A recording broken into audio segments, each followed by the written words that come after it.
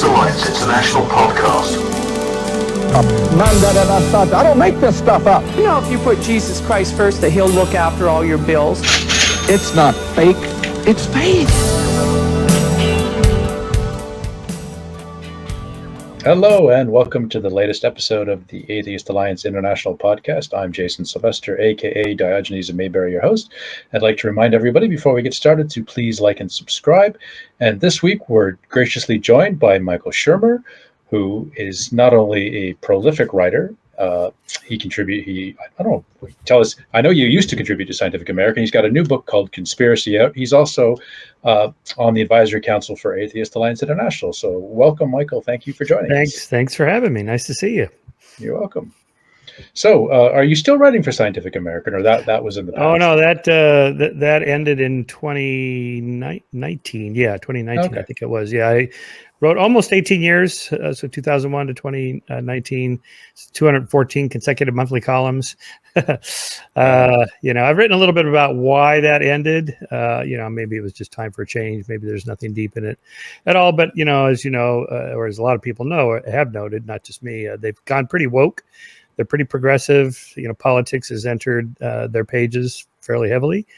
And, I'm not conservative, but I'm not a uber far left liberal or progressive or whatever word you want to use. So I could tell there was some pushback toward the end of my reign there, my run, the last couple of columns. And, so who knows? But yeah, no, this was a great experience. I loved writing for them.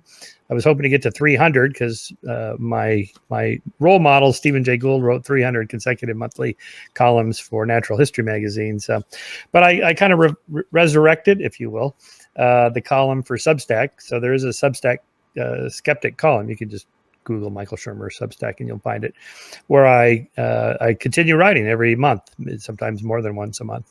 About slightly longer columns. I was always restricted to 700 words. It's hard to say much in 700 words, one page, right? So now I can go, maybe a couple thousand words if I need to dig deep into something like abortion or trans matters or race issues or whatever. And, to me, skepticism, humanism, and all that applies not just to religion, but to everything. Just, what about morals and politics and ideology and culture? And, so I'm trying to expand the concept of atheism away from just not believing in God, because that's not enough. You can't just define yourself by what you don't believe. What is it we do believe? What are the positive assertions? So, that was the topic of the moral arc. To what extent can we ground morals in reason, rationality, science, empiricism, discovering moral truths rather than just we have ours and religions have theirs, and who knows who's really right. That I think we can actually make good arguments that our moral values are better than those of religion. Not that they're all bad, but that we can actually quantify it. Okay. Yeah, I know a lot of atheists identify as secular humanists, which, as you say, is more positive rather than defining what we aren't. So I know a lot of people dislike the atheist label because it's defining us in terms of what we don't believe. So I can certainly understand that. So you've got a new book that just came out a couple of weeks ago called Conspiracy, which talks a lot about QAnon and the rise of Christian nationalism. So you want to plug away your new book? Oh, well, so we've tracked conspiracy theories and their beliefs since we started the magazine, Skeptic, in 1992. But it's become apparent in the last few years that they're quite front and center in part of national life, not just in America, but in all countries, and that they've never really been fringy. When you do the research on the history of conspiracy theories, they've always been around. There's always been, in fact, they've pbeen pretty mainstream until post-World War II, where they were kind of nudged to the fringes of society, in which the phrase conspiracy theory or conspiracy theorist was pejorative. Like, oh, that's just some crazy conspiracy theory, or that's just some conspiracy theorist, some wackadoodle weirdo, in his parents' basement. But in fact, that's not the case. I mean, we had a president who was, the conspiracist in chief in the form of Trump. And he kind of invented a new form of conspiracy theory. That is the conspiracy theory without the theory. He would just declare it to be true and not even bother to make arguments. Whereas even the flat earthers have arguments, or the 9/11 truthers, they have a laundry list of bullet points that, if you can't explain these, then it was an inside job. Or the JFK people, I mean, they go on endlessly for thousands of pages about, the magic bullet and the CIA and the FBI and the KGB and the Russians and the, Cubans and so on. But Trump just says, well, a lot of people are saying, or just one word, rigged. Or crooked Hillary, that's and his base believes it, and the base believes it, right? So I get into that in the book. What does that mean that they believe it? They can't mean they believe it in the same way that you believe you have gas in your car or money in your bank, or that society is real, or money, whatever. Just basic realities of life that you have to assume are true and believe in them, or else you wouldn't get out of bed and go to work. Because there's no evidence for these things. So when they say I believe it, what do they mean? So here I make a distinction between sort of proxy conspiracy theories and tribal conspiracy theories. That is, these are the kinds of beliefs that our tribe believes, or our group, our political party, our religion. And most people probably don't know much about it. They probably haven't studied it very carefully. They don't have access to knowing whether or not an election was rigged. But, our party boss said it was rigged. So, okay, I guess I'll just say I believe it. And in a way, the crazier the belief, the conspiracy theory, the more virtuous your public signaling of your belief in it is, right? That, like, this guy is so loyal, he's willing to say that he thinks the Democrats are running a secret satanic pedophile ring out of a pizzeria in Washington, D.C., the Comet Ping Pong, that's the Pizzagate scandal of a few years ago. And one guy really believed it. He went there with his AR-15 rifle, Edgar Welch, to break up the crime. He really believed there was a crime going on there. Most people did not do that, because most people didn't really believe it in a literal sense. It was more metaphorical or kind of proximate for them. It stood for something else. Whether or not it's true is secondary. It's just, we don't like Democrats. We don't like Hillary. We don't trust the Clintons, and so on. It's something like that. It's signaling when I say I believe it, what I'm signaling is something else. I'm loyal to my tribe, or I don't like the other people, that kind of thing. Yeah.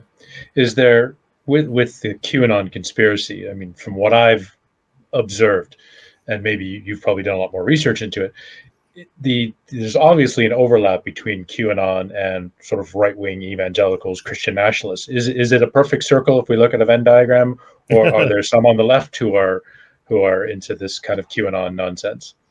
Oh, there are some on the left, but it depends. It depends on who's in power. So the idea of a deep state, that's fairly new. That's a QAnon concept, and Trump was going to expose the deep state. The deep state was, Democrats doing things. But when the other party's in power, then the valence flips, and the people outside of power think the people in power are up to no good, and often they are, right? So this is the third tier of my three-tiered model: proxy conspiracism, tribal conspiracism, and constructive conspiracism. That is to say, there's a kind of rationality. The subtitle of the book is Why the Rational Believe the Irrational.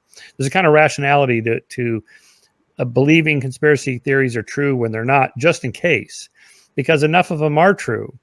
Watergate and the assassination of Lincoln, and Volkswagen cheating the emission standards in Europe, the triggering of the First World War, the Tuskegee experiments, MK Ultra, the COINTELPRO program by the FBI, and I can just go on and on.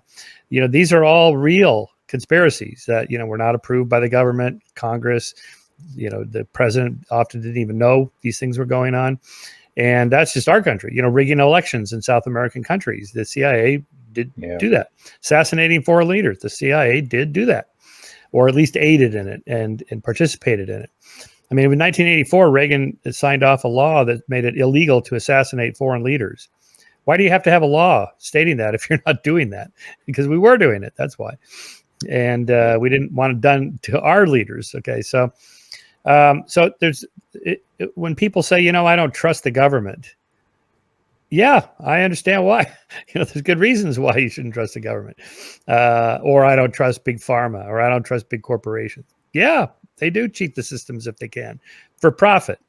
right? So, I mean, the motives are usually narrow and focused on one thing. We want this one thing here. We want this fascist dictator to beat out the communist dictator in the South American country because the fascists are at least friendly to U.S. business interests compared to the communists who might nationalize our oil company or whatever down here. So we're going to help that one. It's a very narrow focus, right? So, I mean, conspiracy theories that are just grand and just like, world domination or control the world population, Bill Gates or George Soros are trying to do these, take over the world. This is just not how the world works. Council for Foreign Relations and the Bilderberg Group, that kind of stuff. Yeah. Right, exactly. The Illuminati. The Illuminati. Yeah.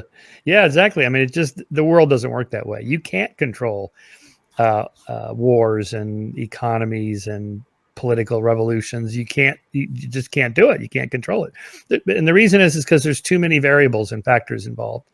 And the further out in time you go, you get this kind of bifurcating, branching tree of decisions and choices and actions that are made. And more than about 5 years out, it's pretty much impossible to predict what's going to happen. So we know this from studies on super forecasters, that is, people that use the best rationality and Bayesian reasoning and trying to predict what's going to happen. Will Putin invade Ukraine or not? Say a year and a half ago. Right. And really, people just could not predict it. Maybe Putin himself couldn't predict it. Who knows? It's just so hard to know what's going to happen in a complex system with so many moving parts. So, again, the idea of assassinating a single person by a lone nut, say JFK shot by Lee Harvey Oswald, that's very realistic. That happens all the time in history. Just some lone, but back at the turn of the 20th century when atheist, anarchist assassins killed foreign leaders. That was common then. But in a relatively free society like a liberal democracy, that is how it would happen. If it was a huge, grand conspiracy, we almost always find out about it. Like the assassination of Lincoln was a conspiracy, and they knew within hours who did it and what their plans were and so on. Same thing with the assassination of Franz Ferdinand that triggered the First World War. That was a group of Serbian nationalists, and they figured out who they were right away. And several of them tried to kill themselves, and they rounded them up, jailed them, put them on trial, executed them, and so on, all very quickly. So that's how the world works, right? If in a free society, some lone nut that no one knows can sneak around and do things, but not a huge department or agency.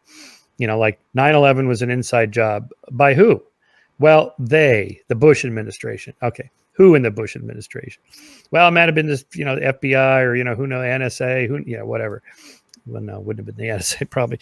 Well, whoever is accused of it.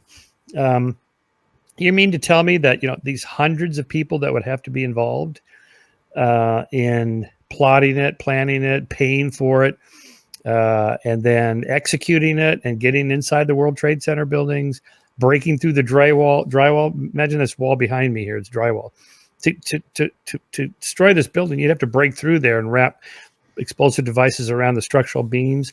And you'd have to do this on every floor of 100+ story building, 2 of them, the World Trade Center complex.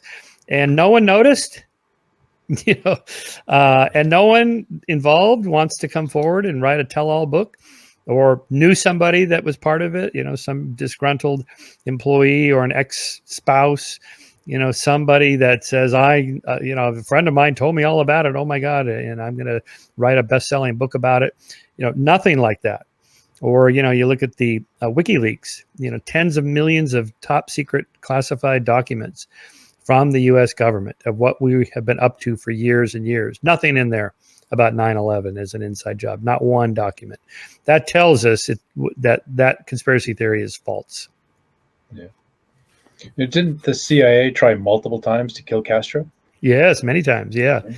Poison cigar, explosive device in a shell conch on the bottom of the ocean floor where he liked to scuba dive. Toxic poisons inside his wetsuit for scuba diving, a poison tip pen, it just on and on like this. Yes, they did. Right. I mean, Castro was aware of this. And, when Kennedy was assassinated, it was natural for people to think, well, I bet that Castro was in on it, or the Cubans, or the KGB and the Russians, and helping the Cubans, whatever. And that's not completely crazy. I mean, if somebody tries to assassinate me, maybe I'll just turn the tables on them, right? In this case, it's not true. There was no connection between Cuba, Castro, and the assassination of Kennedy, but it certainly is not crazy. Yeah. There was the big conspiracy about Pearl Harbor, right? That the U.S. government had plenty of forewarning that the Japanese were coming, and that they let it happen as a pretext to enter the war because they were so still isolationists. So yeah, Yes, there are right, lots of those right. conspiracies. And what's the joke? Just because you're paranoid doesn't mean people aren't out to get you. That's right. Yeah, because sometimes they are. Yeah, so that actually has a phrase: "Let it happen on purpose," LIHOP, versus "made it happen on purpose," MIHOP. So, did George W. Bush, make it happen on purpose or let it happen on purpose? Maybe he knew Al Qaeda was planning to do this, and he was looking for a pretense to invade Iraq and Afghanistan. So this was it. The country was not supporting the idea of another Middle Eastern conflict. So, he couldn't rally the troops in exactly the same way that Roosevelt wanted to get the United States into the Second World War in support of Great Britain. And the American isolationist movement was quite strong, led by Charles Lindbergh, the famous aviator, American Firsters, they were called. But Roosevelt also didn't have Congress. He didn't have the congressional votes to go to war. And you can't just declare war, at least you couldn't at the time. And so, he had to wait until something happened, and something happened, the attack on Pearl Harbor. So I call that cowhop, capitalized on what happened on purpose. Roosevelt didn't make it happen. He didn't even know, so here you have the hindsight bias. In hindsight, we know these pieces of intel here that indicated the Japanese could attack Hawaii turned out to be true. So we're going to focus on those and ask, how come he, or the admiral and the general and so on who were involved in defending Hawaii, didn't do something about it? But in hindsight, we have knowledge that they didn't have, and they had thousands of pieces of intelligence. The Japanese are going to attack the Philippines or the Aleutian Islands, or they're going to go there, and every thousands and thousands. In hindsight, we know which is the right one, but foresight is not 2020. So same thing with Bush. There's that famous memo, August 9th, 2001, Condoleezza Rice, Al-Qaeda, Osama bin Laden, Al-Qaeda to attack United States on U.S. soil. The smoking gun. There it is. Look, there's that memo the month before, 3 weeks before. Bush should have acted on that.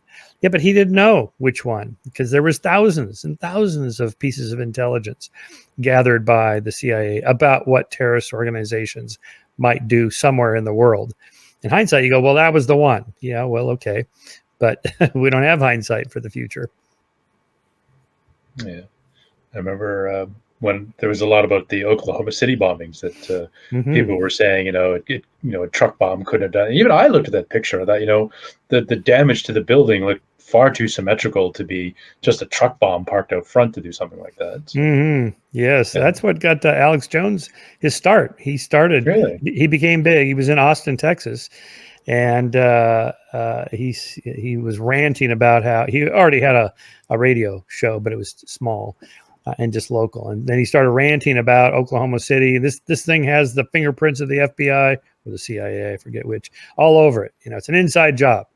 Okay. And he went there with his bullhorn. He's screaming at the police and whoever the government officials, FEMA, there to help the survivors and so on. And he's got his little camera crew in tow, and they're filming him screaming. That's how he became Alex Jones, was really the Oklahoma City bombing. Okay. And in a way that it wasn't an inside job. In a way, I mean, Timothy McVeigh was a U.S. soldier, he was retired out of the army, but he was disgruntled about U.S. foreign policy.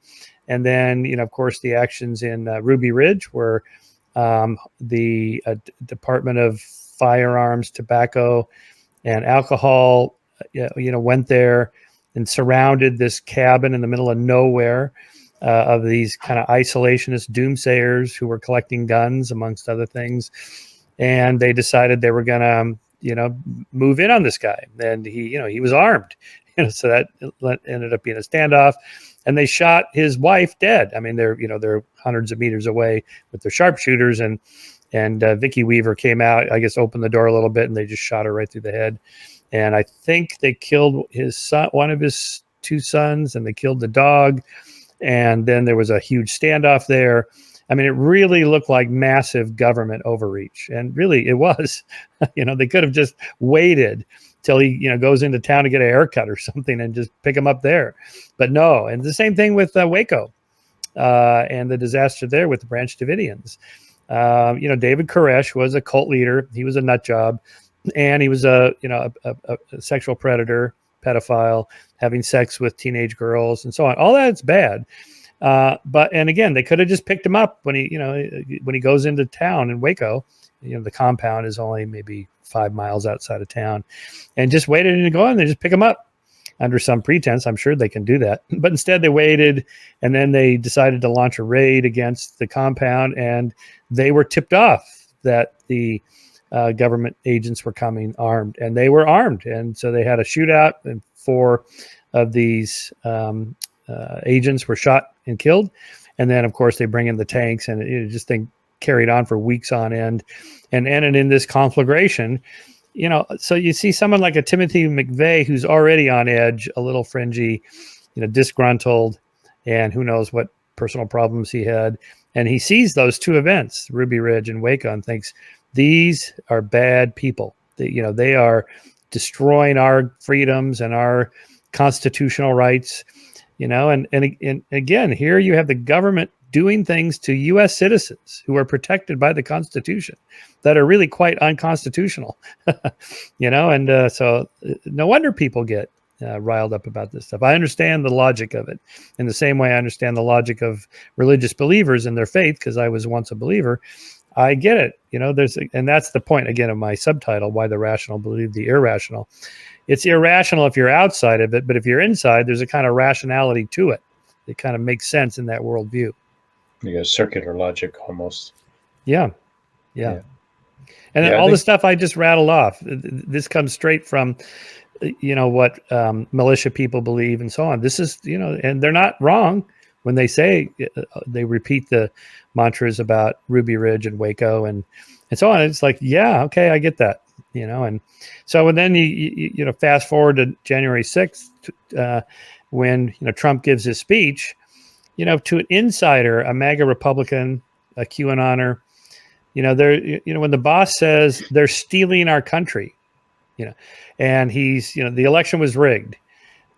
Now, it wasn't rigged, and it's clear it wasn't rigged, but how would the average person know that it wasn't rigged? I mean, who would they call?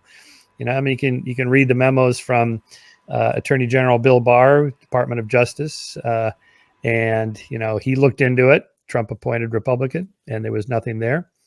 As that should have ended it, but to an insider who's just listening to Trump and the whole QAnon cult, that was kind of a rationality for them. So the QAnon guys. So then, as you said, with January 6th. So my theory on QAnon, and I've expressed this before, is that it's QAnon stuff is just so absurd that I think it's a Democratic satirist. But then okay, he's just somebody who's just sitting back and let's see what I can make up for them to believe. But then the critical thought in me is like, it's just too destructive. Like a Democratic satirist would have stopped when he saw the monster that he had created. That it's just gotten it's gotten out of control. An agent of misinformation, right? There are theories about that with UFOs, and UAPs now. Is that they're real, but they're not aliens or whatever. They're just our own technology, and the government is leaking these blurry photographs and grainy videos to kind of throw people off the trail of what the U.S. government military is actually developing. Something like that. That's a theory. Yeah. Well, isn't that like with Roswell and all the UFO sightings? That's where right. All the test flights are done for like they actually just released I think yesterday the new stealth bomber. So lots of cover stories. So Area 51, yeah. So there'll be probably some new sightings, although the Delta Wings design isn't so different from the previous stealth bomber, the B-2 bomber. But the Starlink satellites that Elon's been launching, hundreds of them now. There's going to be thousands of them. That has already led to a spike in UFO UAP sightings and grainy videos, and oh my God, people scream, "Oh my God, look at that!" And it's like, okay, Yeah. The U.S. is, I mean, like, if you look at most graphs of, a socially sophisticated, wealthy society versus its religiosity, the U.S. is quite the outlier in that regards. But there seems to be some progress lately that the Republic or the evangelicals are declining in numbers and the nuns are rising. So maybe within another generation, there's hope for the U.S. But it seems to be a little bit one flew over the cuckoo's nest lately, the last say yes. 30, 40 years. So we talked Well, just before the show about yeah. Christian nationalism. So maybe we can dive into that a little bit. So do you cover the Christian nationalists in your book on conspiracy? Just a little bit, but not much, because it's more kind of religious studies related. And I cover that in my previous book, The Moral Arc. I have a whole chapter on religion, and it's to what extent it played a role in moral progress. And my argument is not much. They're always kind of behind the curve, which was largely driven by secular. Not necessarily atheists, because there really weren't any atheists, but more just like secular arguments based in reason and rationality and empiricism and so on, against slavery, against torture, in favor of civil rights and women's rights and so forth. These are all largely driven by secular forces, and then religions catch up slowly and then get on board and then help push it along after the fact. That was certainly the case, say, with same-sex marriage. You could track it all the way up till 2011. The majority of Americans were against same-sex marriage, and that was mostly driven by religious agitators. And then once the Supreme Court made it the law of the land in 2015, pretty much all religions quit talking about it. They just focused on abortion and other issues and quit talking about same-sex marriage. And so, that's how that happened. So so the rise of Christian nationalism in the last maybe 5 to 10 years, which you see reflected in Trump of all people, because he's not exactly a good Christian boy, right? Yeah. I mean, he's Christian in name only, barely, and but his lifestyle, multiple marriages, children out of wedlock, cheating on his wives, and his business practices of dishonesty and not paying his debts and his workers, and it just goes on and on. The fraudulent companies, the bankruptcies, these are not exactly Christian values, right? And so why did they support him? Because he could get us the judges we wanted to overturn Roe v. Wade. So it's right. More of a Machiavellian approach, and he did. Now, it's been pointed out to me by my Republican friends that had it been a President Jeb Bush or President Marco Rubio or President Ted Cruz, it probably would have been those same 3 Supreme Court justices anyway, because those justices are vetted by the Federalist Society, which is a organization that tracks judges throughout their careers, from their days in law school all the way to clerking and whatever their jobs are throughout their lives, and they kind of handpick the top 10. Like if a Supreme Court justice retires or dies, here's our list. They have a list ready to go. And this Federalist Society is mostly pretty much a Christian nationalist organization. We want to bring Christian values into the government to whatever extent we can, get around the Second Amendment or the First Amendment and so on. And they do that. So Trump probably was just naming the people that were at the top of the list that somebody else would have named anyway. So, that's the influence. It's there. It's even if the numbers go down, how many evangelicals there are, how many Catholics and so on, these are all declining. And the rise of the nuns, the nuns is pretty huge now.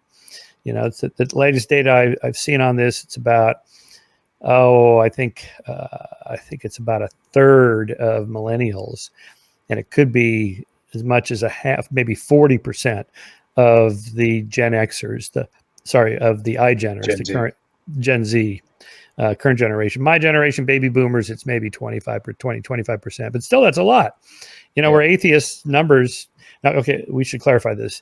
They're not necessarily atheists. They just don't belong to a religion. Yeah. And they may be, whatever they are, agnostics or spiritualists or spiritual but not religious or whatever they call themselves, or kind of believe in some metaphysical, force in the universe, the laws of nature, kind of a Spinoza kind of God, something like that. But who cares? Because what we care about in terms of the role of religion is what influence they have on society, politically, culturally, and so on. So I'm encouraged by that numbers, but on the other hand, you don't need a majority to influence policy, as we've seen. You just need to get the right judges to get what you want done. And I have to hand it to the pro-lifers. I'm a pretty hardcore pro-choice person, but they played the long game. I mean, they back in 1973, Roe v. Wade, they said, all right, we are going to work at this until we overturn it. And it may take decades, and it did, right? It took half a century. And but there it is. We're there now. Yeah. I remember reading an article around 2010 in the New York Times. It was written, I think it was sort of when the Texas textbook thing was starting to flare up, if you're familiar with that, or if our people who are watching don't know about that. Texas is so big that something like 47 states use the same textbook that Texas uses. And because Texas is a red state, there was this big controversy over the alternate facts that were going into these Texas textbooks. And there was a big article in the New York Times, and there was one of the contributors, I forget her name, Catherine Dunbar, I think was the name. And she actually said, our stated long-term goal is to, control the education, because these people will grow up to be congressmen and senators and judges and likely the president one day. So this has been their stated long-term goal. So that's right. Dinesh D'Souza is a pretty prominent public voice for conservatives and Republicans, and now for Trump. But he told me, we did a number of debates over the years, mainly on science and religion, or morality and religion, and so on. He told me once that this was maybe 15 years ago. I'm going to switch over from writing books to just writing books to making films, because Hollywood liberals control the visual media, and we need to get in on that. Mainstream media, television, and so on. It's mostly Hollywood films are dominated by liberals, so we need to fight the war at that level, and that's what he's been doing. Now, to whatever didn't he go to jail for something? He did, of all things, since he's an election denier, for election fraud. That is, if I remember correctly, he donated $20,000 to a candidate, and I think $10,000 is the limit, something like that. He has a defense that makes it seem like a ticky-tack foul, but the government, for whatever reason, targeted him, and he went to, it wasn't a hardcore jail. It was just like he's had to spend the day at this place, and then you go to this hotel at night or something, and you can be with your family and whatnot. But but then he was forgiven. He was pardoned. Sorry, Ted Cruz, because Dinesh lives in Texas, and so Ted Cruz is his senator, arranged for Trump to pardon him. So all those charges have been waived. He's a free man, or he's cleared of those charges permanently now because of Trump. So of course it's understandable why he would defend Trump to the bitter end, because he pardoned him. But he attacked him, yeah. But what about all the other people? Because until maybe this week, the majority of Republicans state, at least publicly, and tell posters that they think the 2020 election was rigged. Biden is not legitimate. Trump was the actual winner, and so on. Despite the fact that every Trump-appointed judge in all those 30-plus lawsuits that were filed, or was it 60-something lawsuits, have said, no, there was no fraud. You have no evidence. And, even Attorney General Bill Barr, appointed by Trump, lifelong Republican, motivated to find fraud if there was fraud, came out and said, we looked into it. We had the resources of the Department of Justice. We would know if there was fraud. There wasn't any fraud, and so on. And so that should have ended it. Trump, again, is a unique character. I don't think he's a Republican. I'm trying to talk my GOP Republican friends from, dropping him. He's not a conservative. He's not a Republican. He's his own person. Wasn't he a Democrat like 30 years ago or something? Yeah. And he was pro-choice, and then so he just does whatever it takes to win. And, well, he's the perfect example of pandering to the base, and the Christian right just ate it up. So. Yes, I debated Dinesh. I think it was in 2019, at a big evangelical church in Wisconsin. So I took the opportunity. We were debating something else about where morals come from or something like that, morals and politics. And so I said, all right, here I am in a church with a bunch of Christians. You guys are the religion of family and loyalty and honesty and integrity. I laid it on thick, and then I pivoted to Trump, who is the opposite of those things. How can you possibly support this guy? He's not a Christian. He's not a religious man. He's dishonest. He cheats on his wives, and I just went on. And their answer, basically, Dinesh kind of answered for them, which was first of all, he said God works in mysterious ways. He picks odd characters in the Bible to deliver his messages, like Job or whoever. So Trump is like one of these odd characters that God has selected, and he's going to get us the judges we need. This was before he got the second and third judge, I think. He's a hardcore pro-lifer now, and he's going to actually do something about it. I guess he was the first president that showed up at one of these pro-life marches. And, as Dinesh said, previous Republicans, Romney and McCain, Bush W., all the way back to Reagan, they weren't really hardcore pro-lifers. They said they were pro-life just because, you got to appeal to the base, but they weren't living it. And he said, Trump he's really doing something about it. So, I take them at their word. They said, yeah, we know he's a flawed person, but we don't care. We just want it. We want what we want. They want. Yeah. And now the nation and the world is paying the price for it. So, yeah, but Biden is in power. He's and the Constitution is still in place, and all of those people that stormed the Capitol, they're all paying the price for it. They're going to prison. So, and you just had the midterms a few weeks ago, which was basically a repudiation of that whole narrative of the all the people who ran on the rigged election. Basically, I think only one person won. I think everybody else lost. Right. J.D. Vance, the author of the book Hillbilly Elegy, which was a beautiful book, but he's kind of gone off the deep end with Trump. And so when they say, if I win, then the election was fair, and if I lose, the election was rigged. I mean, how can you even say that with a straight face? But they do. And he's the only one that won. This Carrie Lake, running for governor of Arizona, she said that, if I lose, it was rigged, and she lost. So she said it was rigged, and now she's suing. I don't know where she stands today. I don't know if she's conceded yet, but that just happened, right? So, but yeah, the midterms usually, historically, go to the other party pretty massively, and it didn't happen. So I think if the Republicans want to win in 2024, they need to drop that whole thing. Surely they know this. They don't need you and I to tell them this. They got to know it. They got to look. We're going to lose. We're going to get our asses kicked if we don't dump Trump and go back to what we used to stand for. Yeah. Well, they're saying, I guess DeSantis is a contender now, but he was a Trump protege, was he not? To a certain extent, although I think he used Trump as much as Trump used him. And Trump has now tried his little schoolyard taunt, like he did with, Little Marco and Lion Ted and Crooked Hillary and Low Energy Jeb Bush. And he tried Ron DeSanctimonious. But I think the average MAGA Republican is like, what? What is sanctum? I don't even know what that means. It's got too many syllables. Yeah, it'd be interesting to see how it plays. Hopefully for the world, they'll get rid of Trump, because that was such a disaster. So. Disaster. Well, yeah. Well, fortunately, to put it in perspective, the world didn't end. We didn't have a nuclear war. Constitution's still in place. Biden's in power.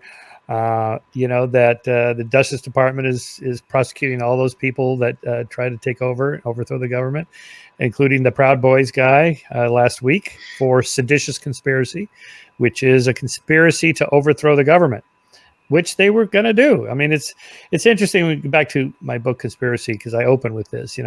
Picture that guy walking across the Capitol Dome floor with a Confederate flag.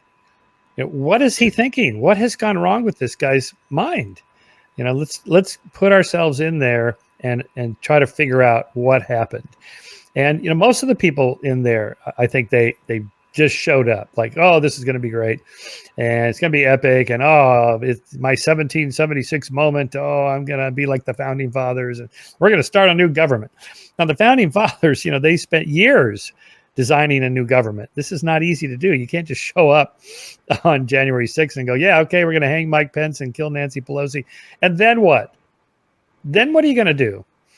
It's like the machinery of government is pretty complex, right? And most of the people, I think, have no idea how it works. And and there were people in there taking selfies. They're like, oh, here I am. Hey, mom, posting their videos on social media. This is not what true insurrectionists do. So what were they really doing? I think, again, it's back to that proxy conspiracism and tribal conspiracism. We hate the Democrats and Biden. He's a socialist, communist, whatever. George Soros, pawn, and we're going to put a stop to this. We're going to get down there. The boss says, come on down. And then, remember, what's his name? Trump's advisor, Steve Bannon, said the day before on a big podcast, this is shit's going to fly tomorrow. It's going to be epic. Everybody come on down. You got to get down there. And they did. And Rudy Giuliani spoke, and that John Eastman spoke, who was actually at the law school where I teach at Chapman University, gone now. But they were all, they were setting him up that this really did happen. It really was rigged. We have all the evidence, and it's going to be huge. You won't believe what we found. We're going to reveal all this. Of course, they didn't, because they don't have anything. And so to the mind of the average person, again, how do you know something is true? Let's think about that for a second, because I write about this in the book. That most of us do not know if something is true or false. If you tell me, anthropogenic global warming is true, what do I know? I'm not a climate scientist. I have a PhD. I'm a smart guy. I can read the papers, but I don't really understand how these computer models work and so on. But I trust the system works pretty well. The system of science that's combative and conflicting and competitive, and scientists try to debunk each other, and peer review and replication, and multiple data sets, and independent investigators find the same thing over and over. It leads me to be reasonably confident it's probably true. Or quantum physics. I don't understand quantum physics, but my friends at Caltech tell me, oh yeah, this is we're pretty sure this is true. Here's why. And so I'm like, oh, okay, all right. So it's not an argument on faith. It's not an argument from authority. It's confidence that the system works reasonably well. So again, the election was rigged in Arizona or Georgia. I wouldn't even know who to call. I mean, I don't know how the system works there, but there's people there who know how it works. They check each other. The Democrats and Republicans are watching each other. And when the Republicans go, yeah, we tried to find fraud and we couldn't find any, then to an outsider like me, it's like end of the story. What happened with January 6th and so on is that the boss himself said, no, ignore all that. I have inside information and I'm going to reveal this, and it was all rigged. So let's go down there and do something about it. Of course, he never revealed any of this evidence because there isn't any.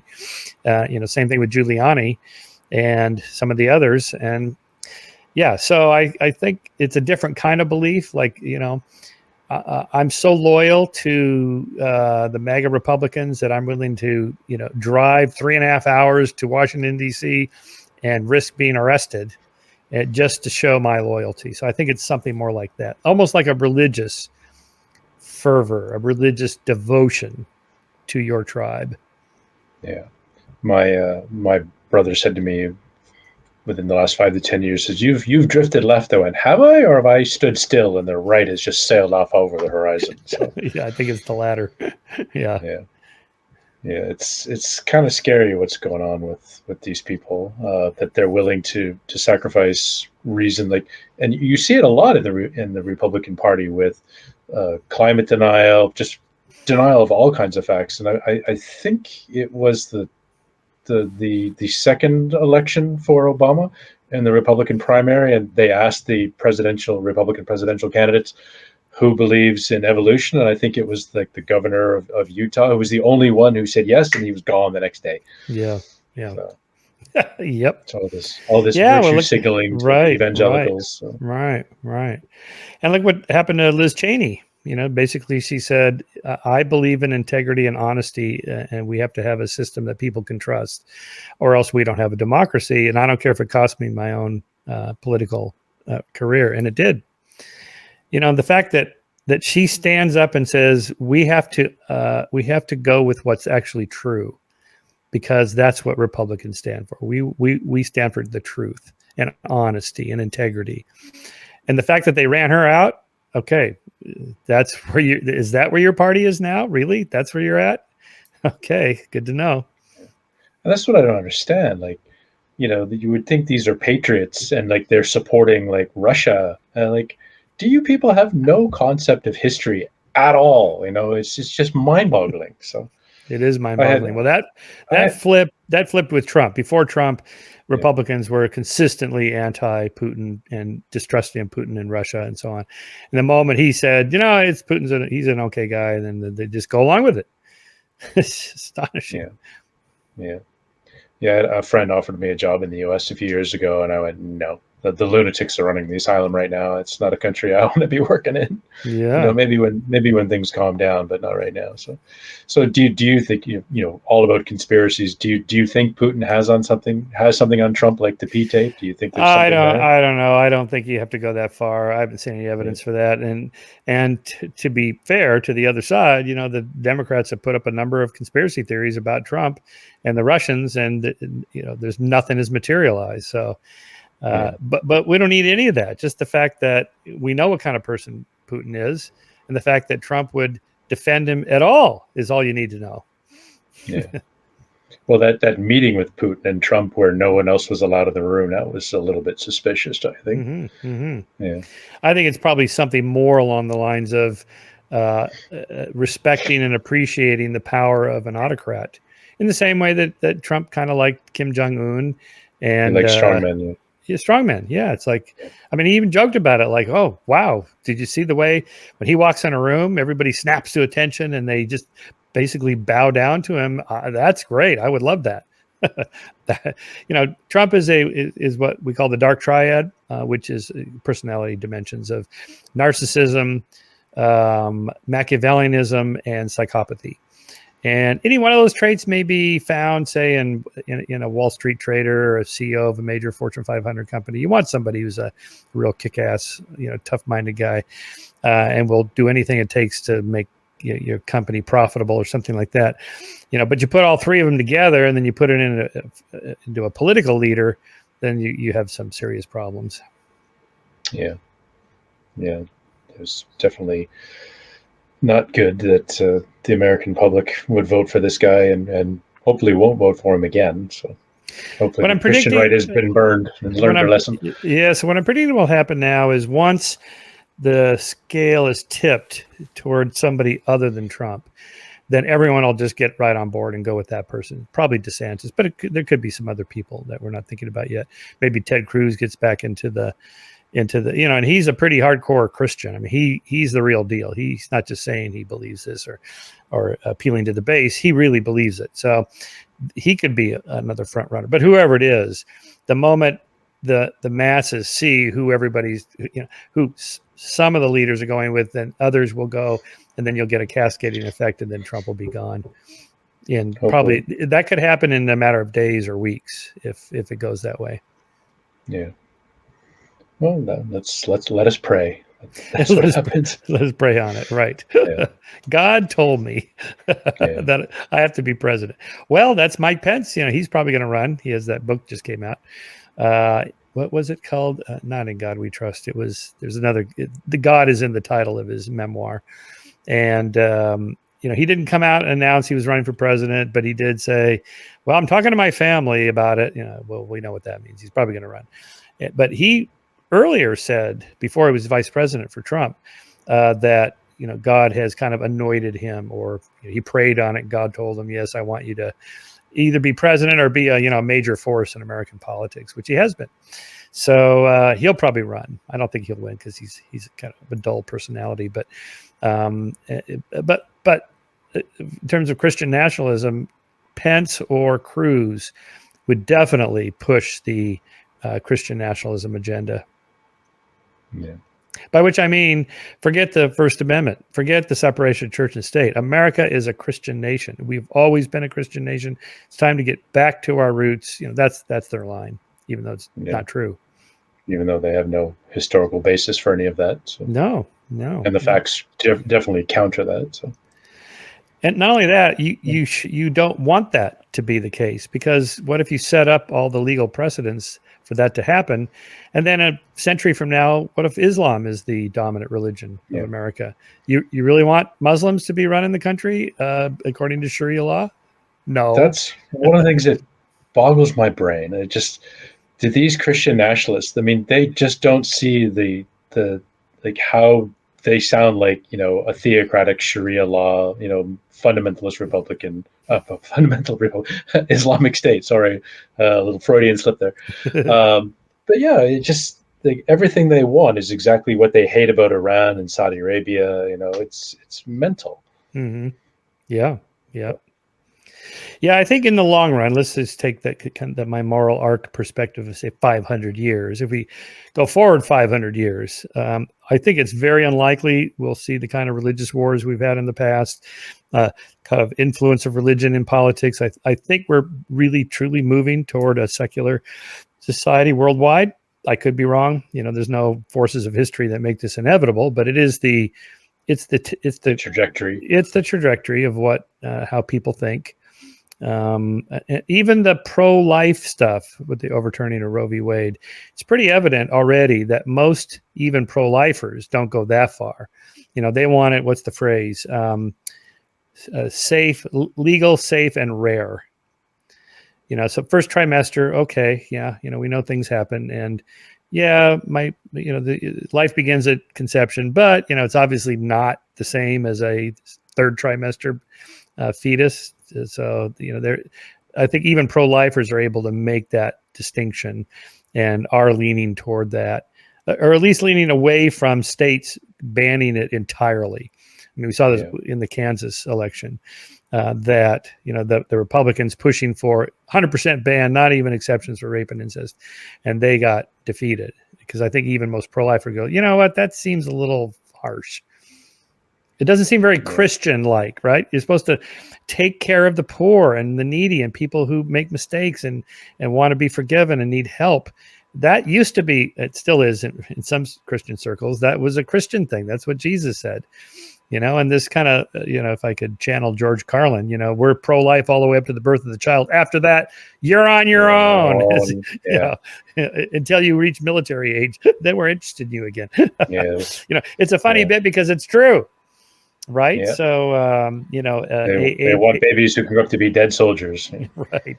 Aid for dependent families, food stamps, assistance for single moms, things like that. Of course, to them, it's like, the women are just marrying the state, instead of marrying the fathers of their children and so on. Come on. I thought you were Christians and that you believe in helping people. And, if you're going to abolish abortion, how are you going to help these single mothers who they have to work? If they have to work two jobs, who's going to take care of these babies?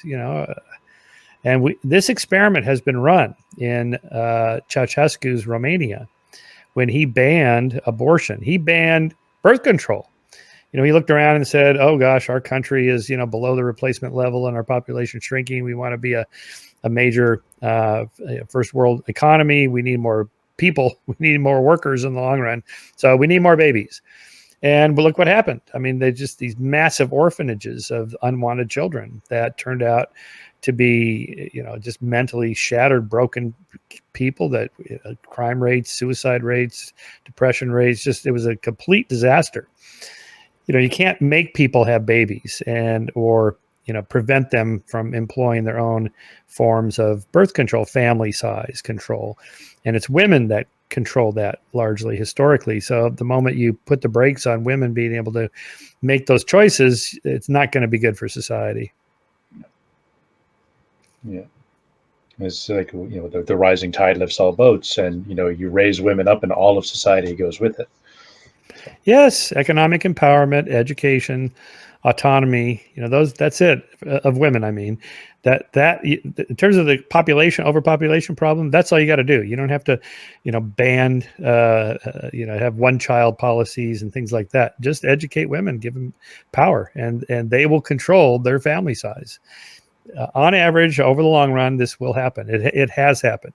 I forget what the number is now of the 200 countries or so. How many are below the replacement level already? It's several dozen, I think. Mostly Western industrialized countries. I think Japan, Norway, Sweden, Russia. A lot of these countries populations are already shrinking, or they will be shrinking soon, as the demographic.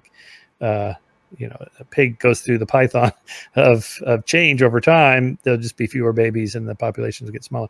Elon was actually tweeting about this a few months ago before he bought Twitter and got distracted with that, worried about the world shrinking population. We're going to have an underpopulation problem in the long run if we don't do something about this. Well, I don't think he's right about that. I think we'll find a natural balance there somewhere. And we'll probably end up at, we're at 8 billion now, and by 2100, probably be back down to around 7 or 8 billion after we peak out at about 10 or 11 billion, 2050, 2060 or so. But it could be by, say, 2500, world population could be down to around 1 billion or so, which would be highly sustainable with, GMO crops and renewable energy and so on. We can get there. It's just going to take a while. Yeah, the world's already overpopulated. So people talk about the population time bomb because there's not enough children to support the elderly, but the world is overpopulated. So yeah, it's going to be a crunch time, but I think the planet needs it from a resource perspective. So, and what is sustainable? So. Yeah, I'm a pro technology guy. Let's find solutions to these problems. You can do that faster than you can shift populations. I mean, you can do it, now, like in the next couple of years, develop new technology. So, but I put nuclear in the formula. You got to have nuclear power, as well as solar and wind and all the geothermal and other renewables. Just add them all up. Yeah. Okay. Well, it's been an hour, so we should probably start wrapping up. So again, I'd like to thank you, Michael, for coming on. Any parting thoughts? Parting thoughts. Well, be skeptical. And here's our newly issued. You can see the last issue of our previous design with tribute to Pat Lindsay, my partner who died last year after 30 years of this. So this is the new design. So here we're taking on interesting new topics like race and trans matters and abortion matters. So Skeptic, we can only debunk astrology and UFOs and Bigfoot so many times. What else is there? Well, there's lots. There's lots of subjects that I think science and rationality can address, including those three. Our next one is on nationalism. So go to skeptic.com and you can subscribe digitally there. We actually have a physical magazine. We still, in the offices here, we actually mail them out from here to anywhere in the world. So check it out. Okay. Great. We'll put the links down in the description so people can click and go find that themselves. So thank you for coming on and giving us your time today. You're welcome. It was great discussion. So I'd like to remind everybody to please like and subscribe again, and do check out Michael's links if you're interested in skepticism. And as you said, question things and be skeptical. So don't believe everything you hear. So great. Thank you, Michael. I really appreciate you coming on today. Thank you. Take care. All right. Take care, everybody. We'll see you all on the next episode. Take care. Bye-bye.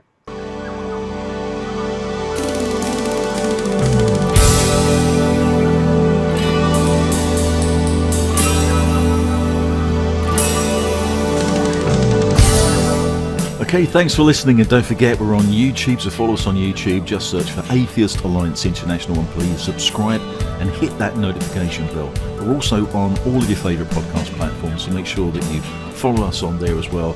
See you next time.